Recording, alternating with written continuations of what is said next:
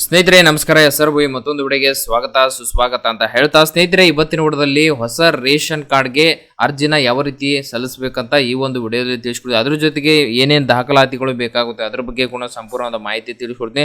ಸ್ನೇಹಿತರೆ ನೀವು ನಮ್ಮ SRBOI ಯೂಟ್ಯೂಬ್ ಚಾನಲ್ಗೆ ಹೊಸಬರಾಗಿದ್ದರೆ ಸಬ್ಸ್ಕ್ರೈಬ್ ಮಾಡಿ, ತಪ್ಪದೇ ಪಕ್ಕದಲ್ಲಿರೋ ಬೆಲ್ ಐಕಾನ್ ಪ್ರೆಸ್ ಮಾಡಿದರೆ ನಾವು ಪ್ರತಿಯೊಂದು ವಿಡಿಯೋನಾಗುತ್ತೆ ನೀವು ನೋಡ್ಬೋದು ಅಂತ ಹೇಳ್ತಾ, ಸ್ನೇಹಿತರೆ ವಿಡಿಯೋ ಬಗ್ಗೆ ಮಾಹಿತಿನ ಕೊಡ್ತೀನಿ ಬನ್ನಿ. ಸ್ನೇಹಿತರೆ ಈಗ ಕರ್ನಾಟಕ ಸರ್ಕಾರದವರು ಮೆಡಿಕಲ್ ಎಮರ್ಜೆನ್ಸಿ ಅಂತ ಈಗ ಹೊಸ ರೇಷನ್ ಕಾರ್ಡ್ಗೆ ಅರ್ಜಿ ಬಿಡಲಾಗುತ್ತಿದೆ ಅಂತ ಹೇಳ್ಬೋದು.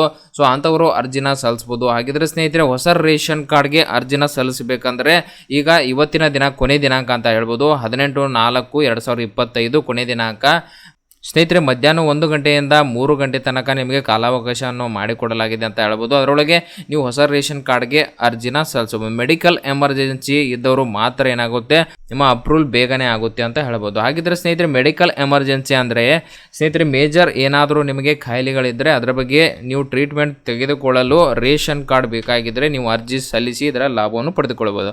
ಹಾಗಿದ್ರೆ ಮೇಜರ್ ಅಂದರೆ ಯಾವ ಕಾಯಿಲೆಗಳು ಬರುತ್ತವೆ ಸ್ನೇಹಿತರೆ? ಮೇಜರ್ ಅಂದರೆ ಈಗ ಹಾರ್ಟ್ ಆಪರೇಷನ್ ಆಗಿರ್ಬೋದು, ಕ್ಯಾನ್ಸರ್ ಆಗಿರ್ಬೋದು, ಕಿಡ್ನಿ ಏನಾದರೂ ನಿಮ್ಮ ಮೇಜರ್ ಸರ್ಜರಿ ಇದ್ದರೆ ಅಂಥವರು ನೀವು ಅರ್ಜಿ ಸಲ್ಲಿಸಿ ಇದರ ಲಾಭವನ್ನು ಪಡೆದುಕೊಳ್ಳಬಹುದು. ಅದಕ್ಕಿಂತ ಮುಂಚೆ ನಿಮ್ಮ ತಾಲೂಕಿನ ಫುಡ್ ಇನ್ಸ್ಪೆಕ್ಟರನ್ನು ಭೇಟಿ ನೀಡಿ ನಿಮ್ಮ ಕಾಯಿಲೆ ಬಗ್ಗೆ ಮಾಹಿತಿಯನ್ನು ಸ್ಪಷ್ಟವಾಗಿ ಅವರ ಹತ್ರ ಚರ್ಚೆ ಮಾಡಿ, ಅವರು ಓಕೆ ಸರಿಯಾಗಿದೆ, ನೀವು ಅರ್ಜಿ ಹಾಕಲಿಕ್ಕೆ ಯಾವುದೇ ರೀತಿಯ ತೊಂದರೆ ಇಲ್ಲ ಅಂತ ಅವರ ಹತ್ರ ಕೇಳಿಕೊಂಡು ನಂತರ ನಿಮ್ಮ ಹತ್ತಿರದ ಗ್ರಾಮೀಣ ಪ್ರದೇಶ ಆಗಿದ್ದರೆ ಗ್ರಾಮೋನ್ನಲ್ಲಿ ಮತ್ತು ಸಿಟಿ ಪ್ರದೇಶ ಆಗಿದ್ದರೆ ಅಂದರೆ ಪಟ್ಟಣ ಪ್ರದೇಶವಾಗಿದ್ದರೆ ಕರ್ನಾಟಕ ಒಂದು ಸೇವಾ ಕೇಂದ್ರದಲ್ಲಿ ಹೋಗಿ ಹೊಸ ರೇಷನ್ ಕಾರ್ಡ್ಗೆ ಅರ್ಜಿನ ಸಲ್ಲಿಸಬಹುದು. ಹಾಗಿದ್ರೆ ನೀವು ಜನರಲ್ ಅಂತ ಕೇಳ್ಬೋದು, ಜನರಲ್ ಕೂಡ ಹಾಕ್ಬೋದು ಸ್ನೇಹಿತರೆ.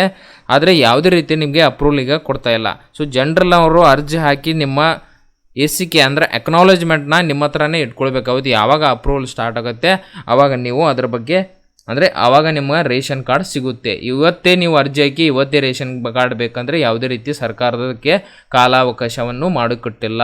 ಯಾರಿಗೆ ಕೊಟ್ಟಿದ್ದಾರೆ ಅಂದರೆ ಮೆಡಿಕಲ್ ಎಮರ್ಜೆನ್ಸಿ ಇದ್ದರೆ ಅವರಿಗೆ ಮಾತ್ರ. ಸ್ನೇಹಿತರೆ ಈಗ ದಾಖಲಾತಿ ಅಂತ ಬಂದಾಗ ಸ್ನೇಹಿತರೆ ಈಗ BPL ಕಾರ್ಡ್ ಅಂತ ತಗೊಳ್ಳಿ.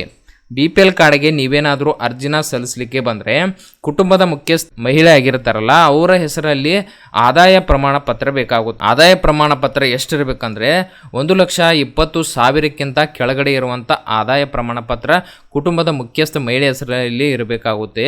ಕುಟುಂಬದ ಎಲ್ಲ ಸದಸ್ಯರ ಆಧಾರ್ ಕಾರ್ಡ್ ಬೇಕಾಗಿರುತ್ತದೆ ಅದ್ರ ಜೊತೆಗೆ. ಸೊ ಯಾವುದೇ ರೀತಿಯಲ್ಲಿ ಆಧಾರ್ ಕಾರ್ಡ್ ಇದ್ದರೆ ಸಾಲದು. ಆಧಾರ್ ಕಾರ್ಡಲ್ಲಿರುವ ಹೆಸರು ಏನಾಗಿರಬೇಕು, ಕನ್ನಡ ಮತ್ತು ಇಂಗ್ಲೀಷ್ನಲ್ಲಿ ಹೆಸರು ಇರಬೇಕಾಗುತ್ತೆ. ಯಾವುದೇ ರೀತಿ ನೀವು ಈಗ ಮಹಾರಾಷ್ಟ್ರದವರಾಗಿರ್ಬೋದು, ಇನ್ನಿತರ ಬೇರೆ ಸ್ಟೇಟ್ನಿಂದ ಬಂದು ಇಲ್ಲಿ ರೇಷನ್ ಕಾರ್ಡ್ ಮಾಡಲಿಕ್ಕೆ ಹೋದರೆ ಆಗಲ್ಲ. ಏನಕ್ಕಾಗಿ ಅಂದರೆ ನಮ್ಮ ಕರ್ನಾಟಕದಲ್ಲಿ ಒಂದು ಸಾಫ್ಟ್ವೇರ್ ಈ ರೀತಿ ಡೆವಲಪ್ ಮಾಡಿದ್ದಾರೆ ಅಂದರೆ ಅದರಲ್ಲಿ ಕನ್ನಡ ಮತ್ತು ಇಂಗ್ಲೀಷ್ ಇದ್ದರೆ ಮಾತ್ರ ಏನಾಗುತ್ತೆ ಅರ್ಜಿ ತೆಗೆದುಕೊಳ್ಳುತ್ತದೆ. ಯಾವುದೇ ರೀತಿ ನೀವು ಮಹಾರಾಷ್ಟ್ರದಲ್ಲಿರುವ ಆಧಾರ್ ಕಾರ್ಡ್ನ ತೆಗೆದುಕೊಂಡು ಅರ್ಜಿ ಹಾಕಲಿಕ್ಕೆ ಹೋದರೆ ಅಲ್ಲಿ ನಿಮಗೆ ಸಮಸ್ಯೆ ಬರುತ್ತೆ.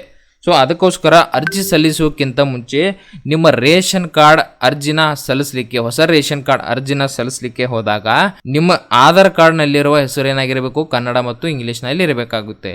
ಇದ್ರ ಜೊತೆಗೆ ನೀವು APLಗೆ ಅರ್ಜಿನ ಸಲ್ಲಿಸಲಿಕ್ಕೆ ಹೋದಾಗ ಅಲ್ಲಿ ಯಾವುದೇ ರೀತಿ ಆದಾಯ ಪ್ರಮಾಣ ಪತ್ರದ ಅವಶ್ಯಕತೆ ಇರಲ್ಲ. ಎಲ್ಲರ ಕುಟುಂಬದ ಎಲ್ಲರ ಆಧಾರ್ ಕಾರ್ಡ್ ಇದ್ದರೆ ಸಾಕು. ಅವರು ಕೂಡ OTP ಮೂಲಕ ನೀವು ರೇಷನ್ ಕಾರ್ಡ್ ಅವತ್ತೇ ಪಡೆದುಕೊಳ್ಳಬಹುದು. ಇಲ್ಲಿ APL ಏನಾಗುತ್ತೆ, ಒಂದೇ ದಿನದಲ್ಲಿ ನಿಮಗೆ ರೇಷನ್ ಕಾರ್ಡ್ ಸಿಗುತ್ತದೆ. ಆದರೆ BPL ಯಾವುದೇ ರೀತಿ ನಿಮಗೆ ಒಂದೇ ದಿನದಲ್ಲಿ ಸಿಗಲ್ಲ. ಅದು ಯಾರ ಹತ್ರ ಹೋಗುತ್ತೆ ಅಂದರೆ ನಿಮ್ಮ ತಾಲೂಕಿನ ಫುಡ್ ಇನ್ಸ್ಪೆಕ್ಟರ್ ಇರ್ತಾರಲ್ಲ ಅವರ ಹತ್ರ ಹೋಗುತ್ತದೆ. ಅವರು ಅದನ್ನು ಪರಿಶೀಲನೆ ಮಾಡಿ ನಿಮಗೆ ಕೊಡಬೇಕಾ ಅಥವಾ ಕೊಡಬಾರದಂತ ಅವರು ನಿಮಗೆ ಡಿಸೈಡ್ ಮಾಡ್ತಾರೆ. ಸೊ ನಂತರ ಏನಾಗುತ್ತೆ, ನಿಮಗೆ BPL ಕಾರ್ಡ್ ಜನರೇಟ್ ಆಗುತ್ತೆ. ಓಕೆ, ಸೊ ಇಲ್ಲಿ ಒಂದೇ ದಿನದಲ್ಲಿ ಸಿಗುವಂಥ ಕಾರ್ಡ್ ಯಾವುದಂದರೆ APL ಕಾರ್ಡ್. ಸೊ APL ಕಾರ್ಡ್ನ ನೀವು ಒಂದೇ ದಿನದಲ್ಲಿ ಅರ್ಜಿ ಸಲ್ಲಿಸಿ ಅದರ ಪ್ರಿಂಟ್ ಕೂಡ ತೆಗೆದುಕೊಳ್ಳಬಹುದು. ಓಕೆ ಸ್ನೇಹಿತರೆ, ಅದೇ ರೀತಿ ಈಗ ಜೂನ್ ತನಕ ತಿದ್ದುಪಡಿ ಕೂಡ ಅವಕಾಶವನ್ನು ಕೊಟ್ಟಿದ್ದಾರೆ. ಸೊ ತಿದ್ದುಪಡಿ ಮಾಡಿಕೊಳ್ಳುವವರು ಕೂಡ ರೇಷನ್ ಕಾರ್ಡಲ್ಲಿ ಮಾಡಿಕೊಳ್ಬಹುದು. ಹತ್ತಿರದ ಗ್ರಾಮೋನ್ನ ಆಗಿರ್ಬೋದು, ಕರ್ನಾಟಕ ಒಂದು ಸೇವಾ ಕೇಂದ್ರದಲ್ಲಿ ಹೋಗಿ ನಿಮ್ಮ ರೇಷನ್ ಕಾರ್ಡ್ನಲ್ಲಿರುವ ತಿದ್ದುಪಡಿಯನ್ನು ನೀವು ಮಾಡ್ಕೊಳ್ಬೋದು. ತಿದ್ದುಪಡಿ ಬೇಕಾಗುವಂಥ ದಾಖಲಾತಿಗಳು ಅದರ ಬಗ್ಗೆ ಸಂಪೂರ್ಣವಾದ ಮಾಹಿತಿಯನ್ನು ಹಿಂದಿನ ವಿಡಿಯೋದಲ್ಲಿ ನಾನು ಮಾಡಿದ್ದೀನಿ. ಸೊ ಈ ವಿಡಿಯೋದಲ್ಲಿ ಅದರ ಬಗ್ಗೆ ಮಾಹಿತಿನ ತಿಳಿಸ್ಲಿಕ್ಕೆ ಹೋದರೆ ವಿಡಿಯೋ ತುಂಬಾ ಲೆಂತಿ ಆಗುತ್ತೆ. ಅದಕ್ಕೋಸ್ಕರ ನಾನು ಡಿಸ್ಕ್ರಿಪ್ಷನಲ್ಲೇ ಕೊಟ್ಟಿರ್ತೀನಿ ಆ ವಿಡಿಯೋ ಲಿಂಕ್ನ, ಅಲ್ಲಿ ಹೋಗಿ ಕ್ಲಿಕ್ ಮಾಡಿದ್ರೆ ಸೊ ತಿದ್ದುಪಡಿ ಬಗ್ಗೆ ಬೇಕಾಗುವಂಥ ದಾಖಲಾತಿಗಳು, ಎಲ್ಲಿ ಅರ್ಜಿ ಸಲ್ಲಿಸಬೇಕು, ಅದಕ್ಕೆ ಏನೇನು ಮಾಡಬೇಕಂತ ಎಲ್ಲ ಸಂಪೂರ್ಣವಾದ ಮಾಹಿತಿಯನ್ನು ಅಲ್ಲಿ ಆ ವಿಡಿಯೋದಲ್ಲಿ ಕೊಟ್ಟಿದ್ದೀನಿ. ಓಕೆ ಸ್ನೇಹಿತರೆ, ಈ ರೀತಿ ಮೊದಲನೇಗೆ ಈ ರೀತಿ ಪೇಜ್ ಓಪನ್ ಆಗುತ್ತೆ. ಹೊಸ ರೇಷನ್ ಕಾರ್ಡ್ಗೆ ಅರ್ಜಿ ಸಲ್ಲಿಸಿ ಅಂತ ಇರುತ್ತೆ. ಓಕೆ ಅಂತ ಕೊಟ್ಟಾಗ ಸೊ ಇಲ್ಲಿ ಕನ್ನಡ ಇಂಗ್ಲೀಷ್ ಇರುತ್ತೆ, ಯಾವುದೋ ಒಂದೇ ಸೆಲೆಕ್ಟ್ ಮಾಡ್ಕೊಳ್ಬೋದು. ನಂತರ ನ್ಯೂ ರೇಷನ್ ಕಾರ್ಡ್ಗೆ ಅರ್ಜಿನ ಸಲ್ಲಿಸಿದಾಗ ಇಲ್ಲಿ ನಿಮಗೆ ತೋರಿಸುತ್ತೆ.